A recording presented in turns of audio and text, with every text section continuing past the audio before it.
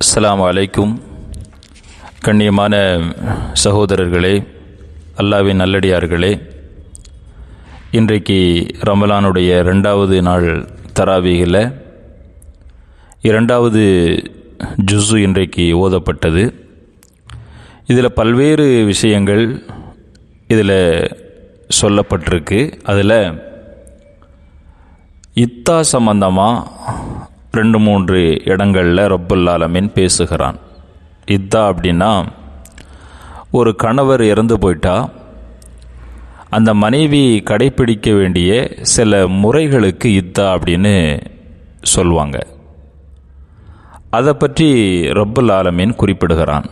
திருக்குரானில் 2வது சூறாவில் 234வது வசனத்தில், வல்லதீன யதவஃபௌன மின்கும் வயதரூன அஸ்வாஜன் யதரப்பஸ்ன பிஅன்ஃபுஸிஹின்ன அர்பஅத அஷ்ஹுரின் வஅஷ்ரா. உங்களில் யாரேனும் தன் மனைவியரை விட்டு இறந்துட்டா அந்த பெண்கள் மறுமணம் செய்வதற்கு 4 மாதம் 10 நாட்கள் தங்கள் விஷயத்தில் காத்திருக்க வேண்டும். அதாவது இத்தாவை கடைப்பிடிக்கணும். ஃபைதா பலகன அஜலஹுன்ன ஃபலா ஜுனாஹ அலைக்கும் ஃபீமா ஃபஅல்ன ஃபி அன்ஃபுஸிஹின்ன பில் மஅரூஃபி வல்லாஹு பிமா தஅமலூன ஹபீர். இந்த 4 மாதம் 10 நாட்கள் அவர்கள் அதை கடைப்பிடித்து விட்டால் அதற்கு பிறகு அவர்கள் வேற ஒரு திருமணம் செய்து கொள்ளும் விஷயத்தில் அவர்கள் என்ன நினைக்கிறார்களோ அதை செய்துக்கிடலாம். அந்த கணவனுடைய குடும்பத்தவர்களோ அவருடைய பிள்ளைகளோ அவர் எடுக்கிற எந்த ஒரு முயற்சிகளையும் தடுக்கக்கூடாது அப்படிங்கிறதான் இந்த வசனத்தினுடைய கருத்தாக இருக்குது. ரப்புல் ஆலமீன் இந்த வசனத்தை இறக்குவதற்கு சில காரணங்கள் சொல்லப்படுது. அந்த காரணத்தை புகாரி என்ற கிதாபில் 5337வது ஒரு ஹதீஸில் ஒரு செய்தி பதிவு செய்யப்படுது. நான் அந்த நம்பர்லாம் ஏன் சொல்லுதேன்னா, நீங்கள்லாம் இதெல்லாம் பார்க்கணும். இந்த நோன்பு நேரங்களில் உட்காந்து இதெல்லாம் ஒருக்கா படித்து பார்க்கணும் அப்படிங்கிறதுனால தான் நான் இந்த நம்பர்லாம் சொல்கிறேன். நபி அவங்களுடைய அந்த அந்த காலத்தில், அதாவது அல்லாஹ்வின் தூதர் அவர்களுடைய நபித்துவத்திற்கு அந்த முன்னாடி நடந்த அந்த நிகழ்வு நபியாகி கொஞ்ச நாள் அது தொடருது.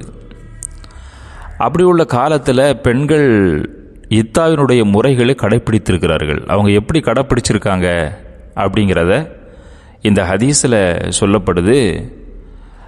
தன் வீட்டில் ஒரு பகுதியை ஆடு மாடு அடைக்கிறதுக்கு எப்படி ஒரு கூடாரம் போட்டு வச்சுருப்போமோ, இதே மாதிரி ஒரு கணவர் இறந்துட்டால் அந்த மனைவி இருக்கிறதுக்கு ஒரு இடத்தை தயார் செஞ்சுருவாங்க. அந்த வீட்டுக்கு உள்ள அந்த பகுதிக்கு உள்ள வேறு யாரும் போக மாட்டாங்க. அவங்க உள்ளே இருப்பாங்க. எவ்வளோ நாள் இருக்கணும் அப்படின்னா 1 வருடம் அது உள்ளே இருப்பாங்க. ஏதாவது உணவு கொடுக்கறதா இருந்தால் கூட வாசலில் வச்சு அப்படி தள்ளி விட்டுட்டு மற்றவங்க வெளியில் போயிடுவாங்க. உள்ளே இருப்பாங்க. அவர்கள் தன்னை அழகுபடுத்தி கொள்ள மாட்டார்கள். அதாவது ஒரு எண்ணெய் தேய்ச்சி கூட தன்னுடைய தலைகளை சீவ மாட்டாங்க. முறையான முறையில் ஒரு குளிக்கிறதுல இருந்து, ஒரு சாதாரணமான ஆள் நார்மலாக வீட்டில் இருக்கும்போது என்ன செய்வோமோ அது கூட அவங்க செய்ய மாட்டாங்க. அவங்க மலம் கழிப்பதற்கு கூட அங்கே ஒரு பகுதியை ஒதுக்கி அந்த இடத்துல சிறுநீரோ மலமோ கழிச்சுக்கோங்கன்னு சொல்லிடுவாங்க. 1 வருட காலம் அவர்கள் இந்த மாதிரி அவங்களுடைய சூழ்நிலைகள் எல்லாம் தொடரும். 1 வருஷத்திற்கு பிறகு அவங்க வெளியில் வரும்போது அவங்களுடைய உறவுகளெல்லாம் வந்துடுவாங்க. அவங்களுடைய சொந்த பந்தங்கள்லாம் வந்து வீட்டுக்கு முன்னாடி ஒரு பெரிய கூட்டமாக நிற்பாங்க. அப்போ ஆடு மாடினுடைய அந்த சாணிகளை கொண்டு வந்து அந்த பெண்ணு கையில் கொடுத்து அந்த சாணியை ஒரு காலி இடத்த பார்த்து எரிய சொல்லுவாங்க. பந்த சின்ன பிள்ளைகள் எரியறது மாதிரி இந்த சாணிகளை அள்ளி எரிய சொல்லுவாங்க. அது எரிய சொல்லியதற்கு பிறகு ஏதாவது ஒரு ஆட்டையோ அல்லது ஒரு மாட்டையோ அல்லது பறவைகளில் எதையாவது ஒன்றை கொண்டு வந்து வச்சு இவங்களை போய் அந்த மிருகத்தில் போய் இவங்களுடைய உடல்களை உரச சொல்லுவாங்க. இந்த ஹதீஸில் சொல்லப்பட்டிருக்கு, இந்த இத்தா இருக்கிற பெண்ணு ஒரு மாட்டு மேலே போய் தன் உடம்ப ஒரு ஊறுச்சுன்னா என்ன செய்வோம்? ஒரு முதுகில் ஊறுச்சு அப்படின்னா சிலர்கள் கை வச்சு அது சொரிய முடியாதுங்கிறதுனால ஒரு சுவரில் போய் இப்படி உரசுவாங்க. ஒரு குளிக்கும்போது வைக்கும்போது ஒரு சிலர்கள் அந்த மாதிரிலாம் செய்வாங்க, நம்ம பார்த்துருக்குறோம். இது மாதிரி ஒரு இத்தாவில் இருக்கிற ஒரு பெண்ணு தன்னுடைய ஆடைகளை எல்லாம் விலக்கிக்கிட்டு ஒரு மிருகத்தில் போய் இப்படி அவங்க உரசும்போது இவங்க மேனியில் இருந்து வரக்கூடிய அந்த துர்வாடையால் சில நேரங்களில் அந்த மிருகங்களே செத்து போயிருமா. அந்த அளவுக்கு ஒரு கொடூரமான முறையில் ஒரு கணவன் இறந்து போனதுக்கு பிறகு ஒரு பெண்ணுடைய இந்த இத்தா காலத்தை அவர்கள் வைத்திருக்கிறார்கள். இது 1 வருடங்கள் இருந்து ஒரு பெண்ணு வெளியில் வரும்போது இப்பேற்பட்ட ஒரு நிலைகளெல்லாம் ஏற்பட்டிருக்கு. இது அல்லாஹ்வின் தூதர் அவர்கள் நபியா வந்ததற்கு பிறகும் இதே மாதிரியான விஷயங்கள் தொடரும்போது தான் அல்லாஹு ரப்புல் ஆலமீன் இந்த வசனத்தை இறக்கி வைத்து இந்த இத்தா இருக்கக்கூடிய விஷயங்களில் ஒரு முடிவை அல்லாஹ் சொன்னான். இன்றைக்கும் இத்தா இருக்கிறாங்க, நிறைய மூட பழக்க வழக்கங்கள் நிறைய இருக்குது இத்தா இருக்கிற விஷயங்களில். இத்தா இருக்கிற ஒரு பெண்ணு கணவர் இறந்துட்டாங்கன்னா நடுச்சாமம் போல் அந்த ஊரில் உள்ள விதவையான பெண்கள்லாம் போய் அவங்க கையில் இருக்கிற அந்த வளையல்களை எல்லாம் உடைச்சி வெள்ளை துணிகளை வாங்கிட்டு வந்து அவங்க மேலே போட்டு ஹோன்னு ஒப்பாறு வச்சு அழுகிற ஒரு நிலைகள்லாம் நிறைக்கு சில இடங்களில் இருக்கிறதாக கேள்விப்படுறோம். இது எல்லாமே முற்றிலும் தவறானது. ஒரு இத்தா இருக்கிற பெண்ணு வெள்ளை கலர் துணி தான் உடுத்தணும் அப்படின்லாம் எங்கேயும் கிடையாது. வீட்டில் இருக்கும்போது ஒரு பெண்ணு என்ன ட்ரெஸ்ஸு உடுத்துவாங்களோ அவர்கள் அதை உடுத்தி கொள்வதற்கு அவர்களுக்கு முழுமையான அனுமதி இருக்குது. நிறைய சின்ன வீடுகளில் ஜன்னல்கள் கூட அடைச்சிருவாங்க, கதவுகள் அடைச்சிருவாங்க. ஒரு துணியை கட்டி அந்த துணிக்கு உள்ளே தான் நீ இருக்கணும், வேறு யாரையும் பார்க்கக்கூடாது, பேர பிள்ளைகள் கூட வந்தால் பார்க்கக்கூடாது, வெளி வீட்டில் உள்ள வேறு ஏதாவது சின்ன குழந்தைகள் வந்தால் கூட பார்க்க மாட்டாங்க. நிறைய இடங்களில் தன் பெற்ற மகனை கூட பார்த்து பேசாத இடங்கள்லாம் கூட இருக்கிறதாக கேள்விப்படுறோம். இப்படியெல்லாம் இருக்கணுங்கிற எந்த முறையும் நம்முடைய மார்க்கம் சொல்லலை. நிறைய வீடுகளில் பாத்ரூம் இருக்காது, வீட்டுகளில் நடு வீட்டில் அவங்கள பாத்ரூம் இருக்க சொல்லி அதை மறுமக்கமாறு அதை அள்ளி போடணும் அப்படின்னு கூட சில இடங்களில் சொல்கிறதாக கேள்விப்படுறோம். இது எல்லாமே முற்றிலும் தவறு. வீட்டில் பாத்ரூம் வசதிகள் இல்லைன்னு சொன்னால் வெளியில் தான் இருக்குது அப்படின்னா ஒரு இருட்டு நேரங்களில் அதை போயிட்டு அந்த தேவைகளை நிறைவு செய்ய சொல்லணும். அது மாதிரி ஒரு மருத்துவ தேவை ஏற்படுது, உடல்நிலை சரியில்லாமல் இருக்காங்கன்னா இவங்களை ஒரு மருத்துவமனைக்கு கூட்டிகிட்டு தான் போகணும்னா இத்தா இருக்கிறவங்கள கண்டிப்பான முறையில் ஒரு மருத்துவருடைய தேவை அவர்களுக்கு இருந்தால், ஒரு சிகிச்சை வேணும்னா ஒரு ஊசியோ அல்லது ஏதோ அவங்களுக்கு உடல்நலம் பிரச்சனைகள் வரும்போது ஒரு மருத்துவர்கிட்ட கூட்டிகிட்டு போயிட்டு அதை காண்பித்து கொண்டு வந்து விடுறதுல எந்த தவறும் இல்லை. ஆனால் இத்தா இருக்கிறவங்க என்ன நாள் எவ்வளோ நாள் இத்தா இருக்கணும்னு சொல்லப்படுதோ அந்த நாளை சரியாக ஃபாலோ பண்ணணும்.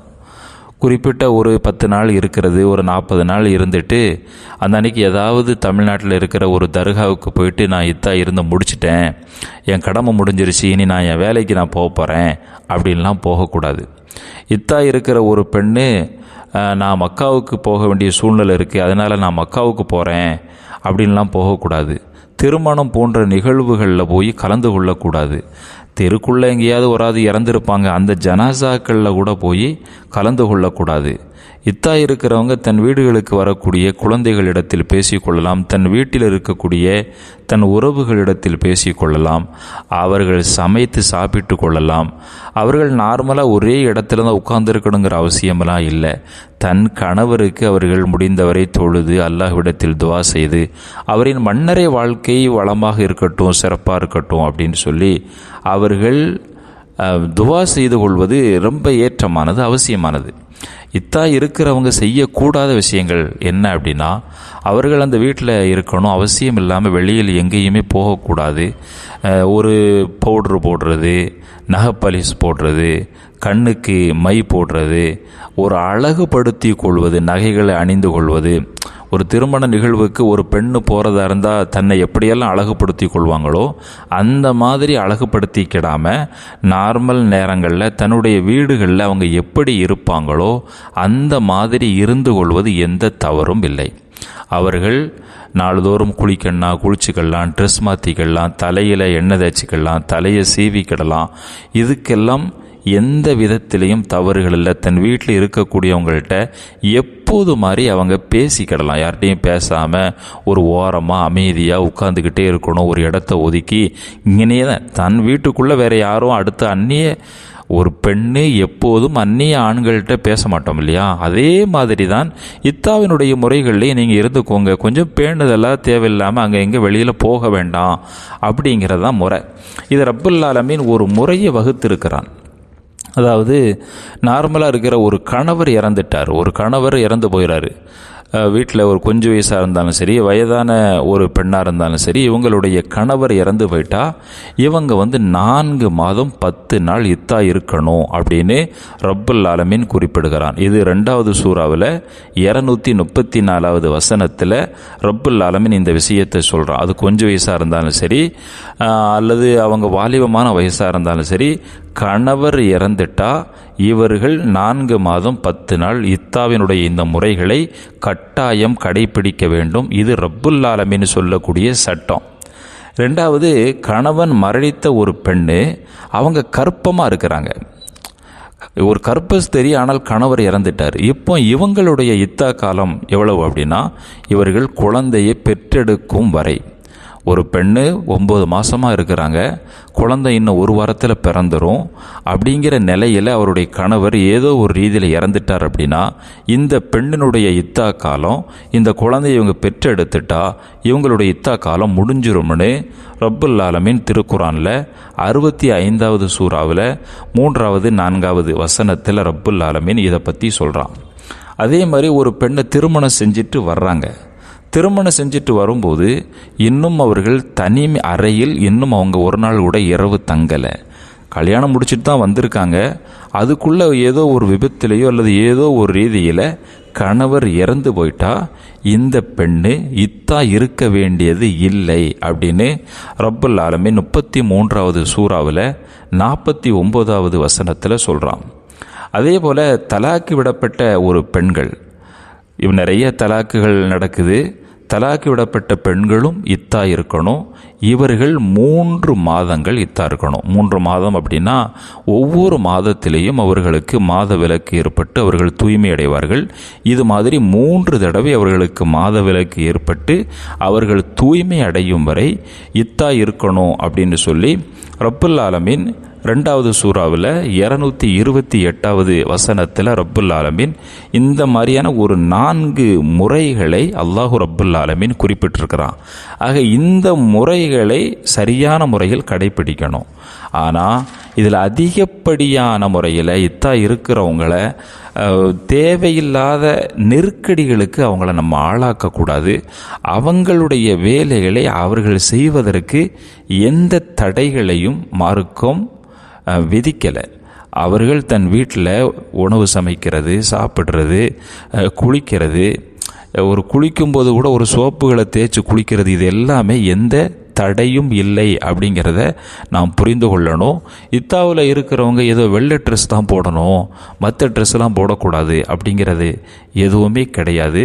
பல இடங்களில் இத்தா இருக்கக்கூடிய பெண்களுக்கு தலையில் ஒரு துணியை கட்டி வச்சு அவங்கள குளிக்க கூட விடாமல் தலை முடிகளெல்லாம் அப்படியே ஒன்றோடு ஒன்று சேர்ந்து அதில் புண்ணுகளும் பேன்களும் வர்றது வரைக்கும் கூட நிறைய சித்திரவதைகள் கூட நடக்கிறதாக கேள்விப்படுகிறோம்.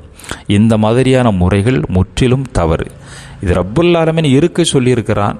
அவங்க கருவு இருக்கா இல்லையா அப்படிங்கிற பார்க்கணும் அப்படிங்கிற ஒரு காரணம் இருந்தாலும் அல்லாஹினுடைய உத்தரவு ஒன்று இருக்குமானால் அது ஏன் எதற்கு என்ற கேள்விகள் கேட்கக்கூடாது.